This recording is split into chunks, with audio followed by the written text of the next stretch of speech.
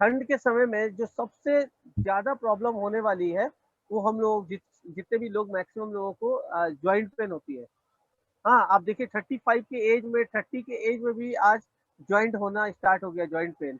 तो अभी इस जॉइंट पेन के बारे में बताने के लिए मैं अगेन, हाँ, वेरी नॉलेजेबल लीडर जो बाई प्रोफेशन वो बैंकर थी, अभी एक्स बैंकर हो गई है और इस बिजनेस में भी प्लैटिनम लीडर है। वेरी सून वो फाउंडर प्लैटिनम क्वालिफाई करेंगी, आप लोग बहुत जल्द देखेंगे। तो help you welcome on zoom meeting Anusuiya Chatterjee. Friends, आवाज आ रही है ना सबको? आ रही है मैम, आ रही है। Okay okay, thanks. आज मेरा टॉपिक है जॉइंट।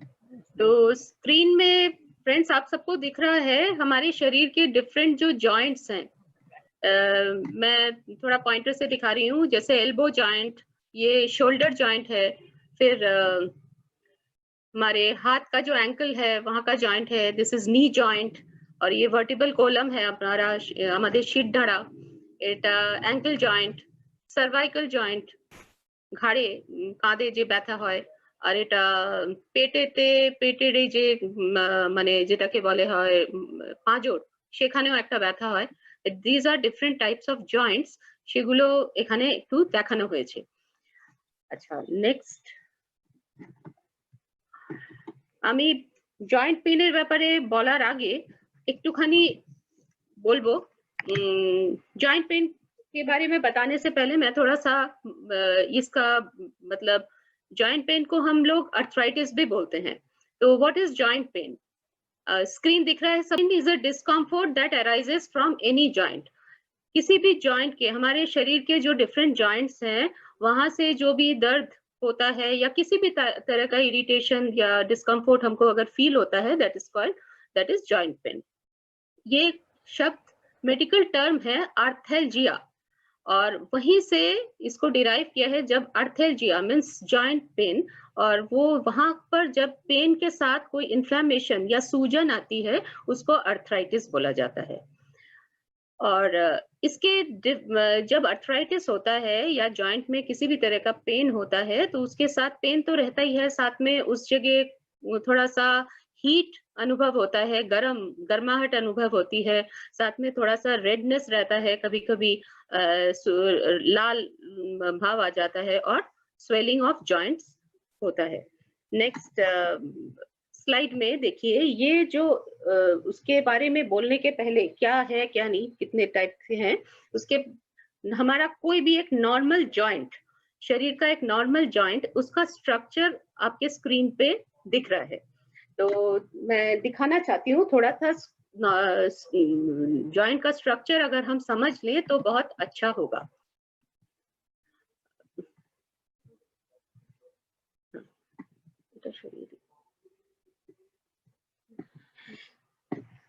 ये दो जॉइंट्स हैं, ये जैसे ऊपर एक हड्डी है और नीचे एक हड्डी है, इन दोनों का जो जॉइंट, जनरली जॉइंट इसी तरह का होता है, लेकिन अगर इसको हम बहुत गहराई से देखें तो उसमें इतने पार्ट्स होते हैं।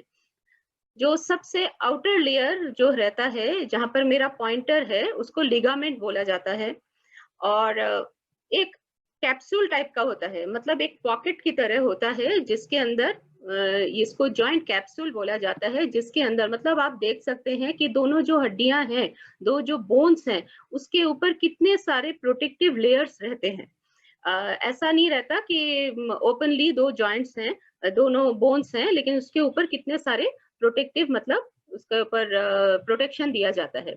और आर्टिकुल, और ये वाला जो है, ये तो ये येलो पोर्शन जो है, इसको ये है बोन्स, और यहाँ पे बीच में बोन मैरो, जो लोग नॉन वेज हैं वो लोग जानते होंगे कि बोन मैरो, हड्डियों के बीच में एक नरम पोर्शन रहता है जिसको बोन मैरो बोला जाता है, दिस इज बोन मैरो, और ऊपर ये हड्डी है, और उसके ऊपर एक कार्टिलेज पोर्शन रहता है जो काफी नरम रहता है। और सबसे इम्पोर्टेंट जो है, दोनों बोन्स के बीच में एक फ्लूइड रहता है, ये सबसे इम्पोर्टेंट पार्ट है, ये सबसे इम्पोर्टेंट चीज है, इसको साइनोवियल फ्लूइड कहते हैं। और साइनोवियल फ्लूइड ये एक जेल टाइप का फ्लूइड है, जिसके कारण से उसके बीच में ये जो दोनों बोन्स है उसके बीच में ये साइनोवियल फ्लूइड रहता है, मतलब ये ऑयल का काम करता है। किसी भी मशीन के अंदर हम ऑयल डालते हैं जिससे वो ठीक से उसमें फ्रिक्शन कम रहे। और यहाँ पर भी ये भी दो पार्ट्स हैं, दो बोन्स हैं, दोनों बोन्स के बीच में ये ऑयली एक चीज रहती है जिससे ये बोन्स का फ्रिक्शन ना हो और ठीक से हमारे जॉइंट्स ठीक से काम कर सके। तो ये स्क्रीन पे ही रहेगा, मैं आगे चलती हूँ। नेक्स्ट स्लाइड में हम थोड़ा देख सकते हैं, फिर हम जो बोन्स का स्ट्रक्चर देखेंगे। कॉजेस ऑफ अर्थराइटिस, कि ये अर्थराइटिस जो है उसके क्या क्या कारण हो सकते हैं। फर्स्ट है protein deficiency, next calcium, magnesium, ये छोटे छोटे माइक्रो, अभी आप लोगों ने इरीना से सुना कि हमारे मतलब न्यूट्रीलाइट डेली का जो पार्ट वो शेयर कर रही थी, तो उसमें आपने सुना कि कैल्शियम और मैग्नीशियम ये सब छोटे छोटे माइक्रो मिनरल्स हैं हमारे, तो वो बहुत ही कम अमाउंट में लगते हैं, लेकिन that is very important for our body. तो ये कैल्शियम मैग्नीशियम डेफिशिएंसी की वजह से अर्थराइटिस हो सकता है। विटामिन डी डेफिशिएंसी की वजह से हो सकता है। विटामिन B12 है, लेडीज को जो मेनोपॉज होता है उस टाइम भी अर्थराइटिस का प्रॉब्लम हो सकता है। Increase in uric acid level, उसके कारण भी अर्थराइटिस होता है, मतलब जॉइंट पेन हो सकता है। किसी भी इन्फेक्शन की वजह से हो सकता है। गैस्ट्रिक प्रॉब्लम भी अर्थराइटिस क्रिएट करती है। ओबेसिटी मीन्स मोटापा, अनयूजुअल जो मोटापा है उसकी वजह से भी अर्थराइटिस हो सकता है। और एक बहुत ही इंपॉर्टेंट कॉज है जिसकी तरफ किसी की भी नजर नहीं जाती, दैट इज डिहाइड्रेशन। शरीर के अंदर अगर पानी की मात्रा कम हो जाती है तब भी अर्थराइटिस हो सकता है। अब हम बैक में जाएंगे। ये जो बोन का स्ट्रक्चर है, इसी को अगर आप सामने रख के पूरा मैं अपना प्रेजेंटेशन दूंगी तो हो सकता है आप लोगों को अच्छी तरह समझ में आ जाए। अर्थराइटिस कितने तरह के होते हैं? अर्थराइटिस का मतलब ऐसा नहीं है कि जॉइंट में जो भी जब भी कोई पेन है या किसी भी तरह का जॉइंट पेन का मतलब ऐसा नहीं है कि कैल्शियम डेफिशिएंसी है इसी की वजह से है। कैल्शियम डेफिशिएंसी, ऐसा भी हो सकता है कि कैल्शियम की कोई डेफिशिएंसी ही नहीं है फिर भी उसको जॉइंट पेन हो सकता है। तो फर्स्ट एक रीजन है एनी जनरल बॉडी इन्फेक्शन, शरीर के अंदर किसी भी तरह का इन्फेक्शन अगर हो उसकी वजह से जॉइंट पेन हो सकता है। इसका मैं एग्जांपल दे सकती हूँ आप लोगों को। जैसे कभी कोई बुखार आ गया, वायरल फीवर हो गया, उसके बाद आप नेक्स्ट डे जब उठेंगे, बुखार कम हो जाता है लेकिन आप जब उठेंगे तो आपको जॉइंट पेन अनुभव होता है। कभी जैसे डायरिया हो गया, बहुत ज्यादा लूज मोशंस हो गए, उसके बाद भी हर जॉइंट में पेन होता है। कभी कभी तो घुटनों मतलब खड़ा ही नहीं हुआ जाता है। तो इस तरह से ये एक जनरल कारण है, मतलब शरीर के किसी भी कॉर्नर में, किसी भी ऑर्गन में अगर कोई किसी भी तरह का इन्फेक्शन है उसकी वजह से भी हमको जॉइंट पेन हो सकता है।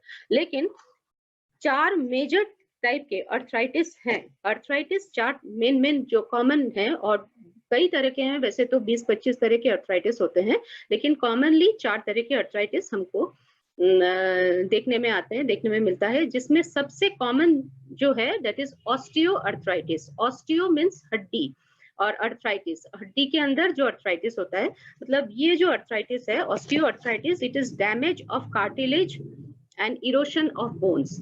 ये जो पॉइंटर मुझे लगता है आप लोगों को सबको दिखाई दे रहा है पॉइंटर, तो ये जो पोर्शन है दिस इज कॉल्ड कार्टिलेज। हमारा कान जो है, हमारे कान जिस मटेरियल से बने हैं दैट इज कॉल्ड कार्टिलेज। तो बोन्स के ऊपर, बोन्स डायरेक्ट ऐसे मीट नहीं करती हैं, उसके ऊपर एक कार्टिलेज का लेयर रहता है जिससे क्या होता है, बफर का काम करता है। देखिए यहाँ पर भी एक कार्टिलेज है, यहाँ पर भी एक कार्टिलेज है। अगर दोनों, ये दोनों हार्ड नहीं है, ये कंपैरेटिवली नरम ऑब्जेक्ट्स हैं, तो ये दोनों जब मीट करेंगे तो बहुत ज्यादा धक्का नहीं लगेगा, डैमेज कम होगा। तो ये जो कार्टिलेज जब कम हो जाता है, डैमेज हो जाता है या इरोशन हो जाता है, मतलब ক্ষয়, যখন কার্টিলেজের ক্ষয় হয়ে যায়, গলে যায়, তখন যেই আর্থ্রাইটিসটা হয় মানে তখন কি হবে, দুটো বোন ডাইরেক্ট কন্ট্যাক্টে এসে যাবে, তখন আমাদের শরীরে হাড়ের এখানটা ব্যথা হবে, সেই আর্থ্রাইটিসটাকে বলা হয় অস্টিও আর্থ্রাইটিস। এই আর্থ্রাইটিস তখন কি করে আমরা বুঝতে পারবো, हम कैसे समझेंगे that this is osteoarthritis? Joint গুলো স্টিফ হয়ে যাবে, কড়া হয়ে যাবে, কড়কড় করে শব্দ হবে। অনেক সময় শীতকালে আমরা এই জিনিসটা ফিল করি, শীতকাল যখনই হয় তখন মানে ব্যথাগুলো বেড়ে যায়। তো শীতকালে দেখবেন এই জয়েন্টে ব্যথা হয়, কড়কড় করে একটা শব্দ হয়, সেটা অস্টিওআর্থ্রাইটিসের সিম্পটম। আর এটা ছাড়া যখন এই কার্টিলেজটা গলে যাবে তখন কি হবে, জয়েন্টের ডিফর্মিটিও এসে যেতে পারে, যা নর্মাল যে স্ট্রাকচারটা আছে আমাদের আঙ্গুল বা পা যে কোনো পোর্শনে যেখানে এটা হচ্ছে গলে যাচ্ছে কার্টিলেজ গুলো, সেইখানে ওই পোর্শনটা ডিফর্মিটিও আসতে পারে, মানে যেটা আসল শেপ সেটার থেকে চেঞ্জ হয়ে যেতে পারে। নেক্সট আরেকটা খুব মানে আজকাল খুবই কমন হয়ে গেছে, that is rheumatoid arthritis. Rheumatoid আর্থ্রাইটিসটা এটা খুবই পেইনফুল একটা arthritis, it's a very painful arthritis, যেটা এটা কিন্তু সবসময় হাড়েতে এটা এফেক্ট হয়, বোনস কে এফেক্ট করে, কিন্তু এটা বোনস থেকে শুরু হয় না, যে কোনো অন্য পোর্শনে কোনো ইনফেকশন থেকে এটা শুরু হয়, কিন্তু বোনস কেও এফেক্ট করে। আর it's a autoimmune disease, মানে অটো ইমিউন ডিজিজ যদি আপনারা গুগল, এখন এটা আমরা এটা নিয়ে ডিসকাস করছি না, কিন্তু একটু শর্টে বলে দিচ্ছি, অটো ইমিউন ডিজিজ মানে হলো এইটা শুধু হাড়কেই এফেক্ট করে না, এটা ছাড়া ওর শরীরের যে কোনো অন্য অর্গান সিস্টেমকে এফেক্ট করে। मतलब ये जो अर्थराइटिस है, रिमेटॉइड अर्थराइटिस, এটা যদি इसको अगर प्रॉपरली ट्रीट नहीं किया जाए तो ये सिर्फ बोन्स को ही नहीं, ये शरीर के किसी भी दूसरे ऑर्गन सिस्टम को भी अफेक्ट कर सकती है, जैसे रेस्पिरेटरी सिस्टम हो, किडनी सिस्टम, किडनी का जो रीनल सिस्टम हो, सबको ये अफेक्ट कर सकती है, और ये मेजर एक आकार धारण कर सकती है, जिससे शरीर एकदम मतलब बोल सकते हैं आप অকেজো হয়ে যায় শরীরটা। তো রিউমাটয়েড আর্থ্রাইটিসের সিম্পটম কি করে বুঝবেন, যে এখানে জয়েন্ট পেন তো হবেই, আর এমনি কিরকম হয়, সাডেন পেন হয়, মানে কিরকম, বেশ নর্মাল আছেন, একটা জায়গায় আপনি বেড়াতে গেছেন, হাঁটতে হাঁটতে গেছেন, বেশ ভালোই ছিলেন, হঠাৎ মানে অসহ্য যন্ত্রণা হতে শুরু করলো পায়ে বা কোমরে বা কোনো একটা পার্টিকুলার জয়েন্টের একটা অসহ্য ব্যথা শুরু হয়ে গেল, যেটা কারণ কিছু বোঝা যায় না কেন হচ্ছে। তো এটা হচ্ছে একটা রিউমাটয়েড আর্থ্রাইটিসের একটা সিম্পটম। আর একটা হচ্ছে এর সিম্পটম যে ভীষণ ক্লান্তি অনুভব হয়, খুব কাজ করছেন কিন্তু বেশ এমন বাড়িতেই আছেন, ভালোই আছেন, কিন্তু হঠাৎ মনে হচ্ছে যেন শরীরটা খুব ক্লান্ত। তো এটা একটা সিম্পটম, এগুলো কিছুই না, এগুলো অন্য কারণেও হতে পারে, কিন্তু রিউমাটয়েড আর্থ্রাইটিসের এটা একটা সিম্পটম। নেক্সট হচ্ছে রিঅ্যাক্টিভ আর্থ্রাইটিস। রিঅ্যাক্টিভ আর্থ্রাইটিস হলো রিঅ্যাক্টিভ আর্থ্রাইটিসটার মানে এটা একটা মানে অন্য ধরনের, এটা কিন্তু কোনো বোনসের সঙ্গে, বোনসে ব্যথা করে, জয়েন্ট পেন হয়, কিন্তু এটা ট্রিগার করে যে কোনো অন্য, সাধারণত ডাইজেস্টিভ সিস্টেমে কোনো ইনফেকশন থাকলে বা ইউরিনারি সিস্টেমে কোনো ইনফেকশন থাকলে এটা করে, মানে ফ্লেয়ার আপ করে আর কি। রিঅ্যাক্টিভ আর্থ্রাইটিস এটাকে বলে, এটা একটা মানে মানে চট করে এটা চিনতে পারা যায় না যে কি কারণে হচ্ছে, কারণটা জানা খুব মুশকিল হয়, তো খুঁজে দেখা, it is a very different type of arthritis, যেটা ডায়াগনোজ করাটা একটু কঠিন হয়ে দাঁড়ায়, কারণ আমরা জয়েন্ট পেন মানেই আমরা ভাবি, আমরা ভুল ট্রিটমেন্টের দিকে চলে যেতে পারি, যে আমরা ব্যথা হচ্ছে জয়েন্টে তো আমরা ক্যালসিয়াম খেতে শুরু করে দিলাম, তা কিন্তু না, এটার অরিজিনাল মানে অরিজিনটা কিন্তু একদম আলাদা, অন্য একটা জায়গায়, দ্যাট ইজ ইউরিনারি প্রবলেম বা ডাইজেস্টিভ প্রবলেম থেকে এটা। নেক্সট আসছি গাউট। গাউট মানে বাত, যেটাকে আমরা বাংলায় বাত বলি, হিন্দি में भी बात बोलते हैं, तो gout is also a arthritis, it is a kind of arthritis। ये जो गाउट है इसका सिम्टम क्या है, its symptom is joint pain और toe pain, মানে বুড়ো আঙুলের কাছে ব্যথা করে। ये जो हमारी अंगूठा है ना, पैर के अंगूठों में दर्द होता है और जॉइंट स्टिफ हो जाते हैं।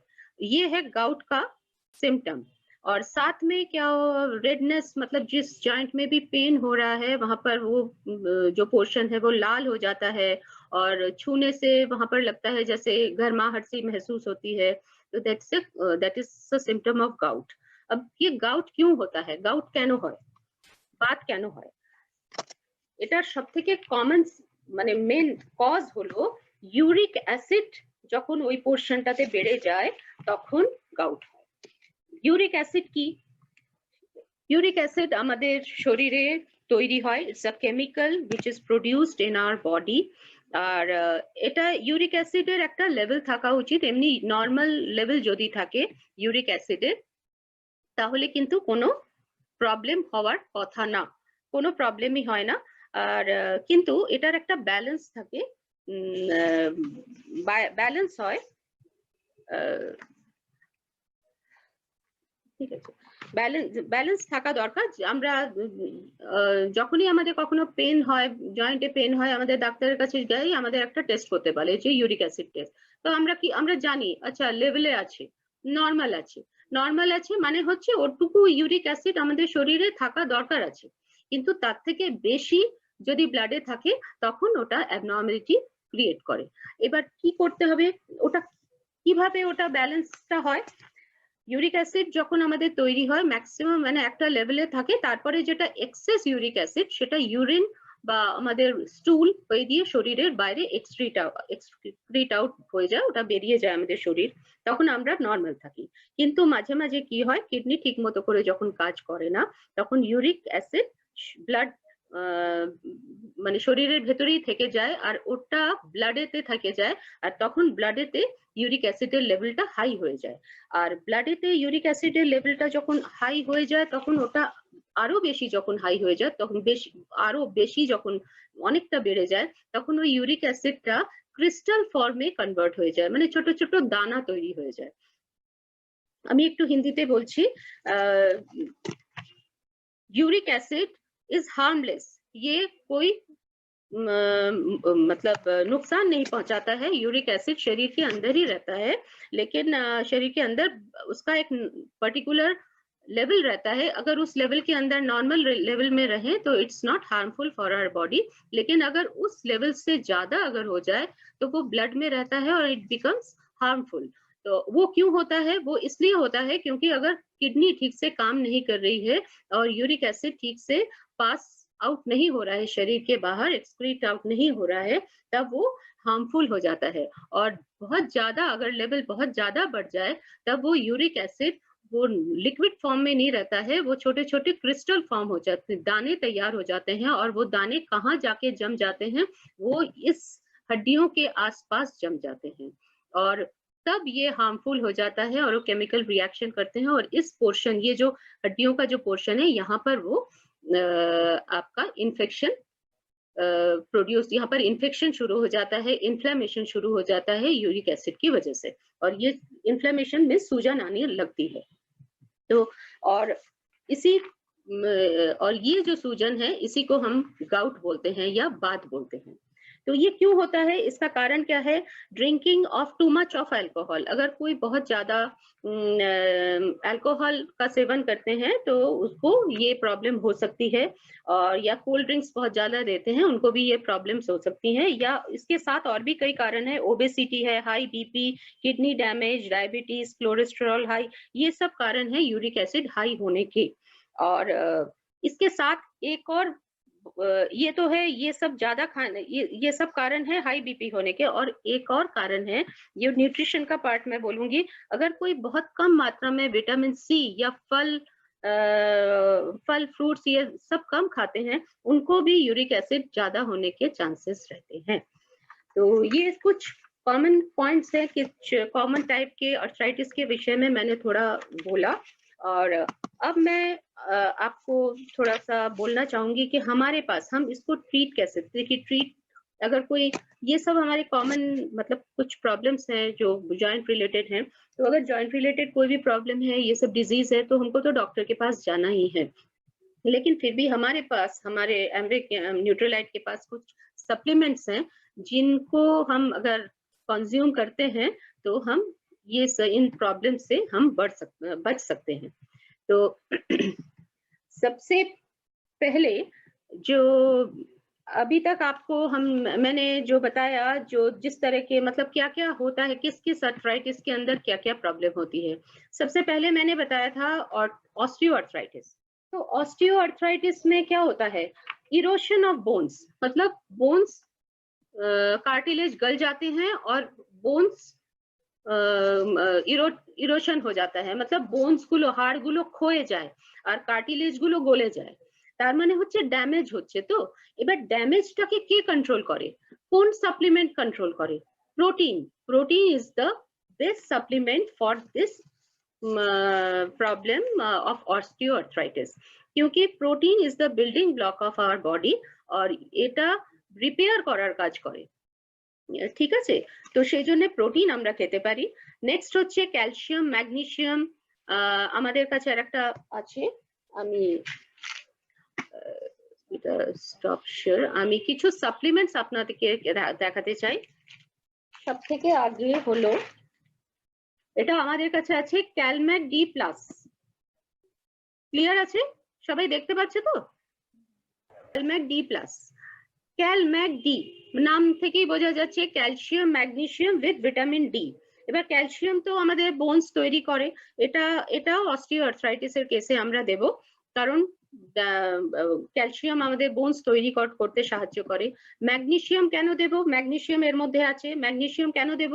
কারণ ম্যাগনেসিয়াম মানে রেগুলেট করে যে কতখানি ক্যালসিয়াম আমাদের বডিতে দরকার, সেটাকে রেগুলেট করে ম্যাগনেসিয়াম। আর তারপরে হচ্ছে ভিটামিন ডি। ভিটামিন ডি কেন আছে এর মধ্যে? ভিটামিন ডি কেন দরকার? কারণ विटामिन डी कैल्शियम के एब्जॉर्ब करते साहाय्य करे, एब्जॉर्ब करने में हेल्प करता है विटामिन डी। और साथ में कैलमैक डी प्लस, प्लस मीन्स इसके अंदर जिंक है और मैंगनीज है। जिंक रेस्पिरेटरी हेल्थ में भी काम आता है और हेल्दी मेटाबॉलिज्म में हेल्प करता है। तो all these 5 elements are found in this Calmac D plus, যেটা আমাদের সঙ্গে আমাদের কাছে আছে। নেক্সট আরেকটা আছে আমাদের কিছু নিউট্রিলাইট ডেইলি। ये নিউট্রিলাইট ডেইলি আমাদের এই শরীরের মানে মেটাবলিজমে হেল্প করার জন্য, আমাদের কিছু আর বোন হেলথকে ভালো রাখার জন্য আমাদের কিছু মাইক্রোনিউট্রিয়েন্ট দরকার আছে। তো মাইক্রোনিউট্রিয়েন্টস সবকিছু, ভিটামিনস এন্ড মিনারেলস সবকিছু আমাদের এই নিউট্রিলাইট ডেইলির মধ্যে পাওয়া যায়। তো সেই জন্য Nutrilite daily it's a very good antioxidant, তার জন্য আমরা এটা খেতে পারি। এরপরে আসছে natural C, vitamin C. Vitamin C কেন দরকার? ভিটামিন সি এই জন্য দরকার, আমাদের বোনসেরও তো সেল আছে, দুটো বোনসকে জয়েন্ট করে কে, যেরকম বাড়ি যখন তৈরি হয় তখন দুটো ইটকে জোড়া লাগাই আমরা সিমেন্ট দিয়ে, তো এখানেও বিল্ডিং দুটো সেলকে মানে বোন সেলসকে জোড়া লাগায় কারা? Collagen. Collagen is a very important protein, আর विटामिन सी हेल्प करे कोलाजन तैयारी करते। कोलाजन को तैयार करने में, सिंथेसाइज करने में हेल्प करता है विटामिन सी। विटामिन सी और भी हेल्प करता है, that it helps in fighting infection. जब भी कोई कहीं पे दर्द हो रहा है या इन्फ्लेमेशन हो रहा है, इसका मतलब जान लीजिए कि वहां पर किसी तरह का इन्फेक्शन हो रहा है, तो उस इन्फेक्शन को फाइट करने में हेल्प करता है। धारणा मतलब हम लोग जब छोटे थे सब सुनते थे कि जिनको जॉइंट पेन हो रहा है या किसी भी तरह का गाउट या बात है तो उसको खट्टा खाने को मना करते थे, लेकिन वो गलत धारणा है। आजकल तो डॉक्टर्स विटामिन सी जरूर से देते हैं, क्योंकि vitamin C is very important for this repair work. और ये हो गया। और नेक्स्ट फ्रूट्स एंड वेजिटेबल्स, हमारे पास एक सप्लीमेंट है concentrated fruits and vegetables, means इसके अंदर बहुत सारे सब्जी और फल का गुण है, और ये हेल्प करता है यूरिक एसिड को लो करता है, इन्फ्लेमेशन को कम करता है और इन्फेक्शन को भी कम करता है। Salmon omega, it's a fish oil. Fish oil is very effective in lowering inflammation और लुब्रिकेट करने का काम करता है, जो अंदर जो मतलब ऑयल सिक्रीशन का काम करता है, और ये दर्द को कम करता है। सबसे इम्पोर्टेंट एक है, this is glucosamine with HCl and boswellia. मैं दोबारा से आपको थोड़ा स्क्रीन शेयर करती हूँ। बीच में साइनोवियल फ्लूइड की बात कर रहे थे हम लोग थोड़ी देर पहले। ये जो बीच में एक फ्लूइड है जिसकी वजह से इरोशन या फ्रिक्शन नहीं होता है दोनों बोन्स के बीच में, ये कभी कभी सूख जाता है। That is due to dehydration, मतलब पानी कम पीने की वजह से या ओल्ड एज की वजह से ये साइनोवियल फ्लूइड जो है सूख कम हो जाता है। तो इसको ग्लूकोसामाइन जो है, ये ग्लूकोसामाइन के अंदर ये बॉसवेलिया एंड ग्लूकोसामाइन ये इस जेल को प्रोड्यूस करने का काम करता है। और जो किसी भी तरह के आर्थराइटिस में हम इसको दे सकते हैं। और these are the few supplements जो हमारे साथ हैं, न्यूट्रीलाइट हमको देती है, जो हम कंज्यूम करके किसी भी तरह के आर्थराइटिस से हम अपने आप को बचा सकते हैं। Thank you. Over to host.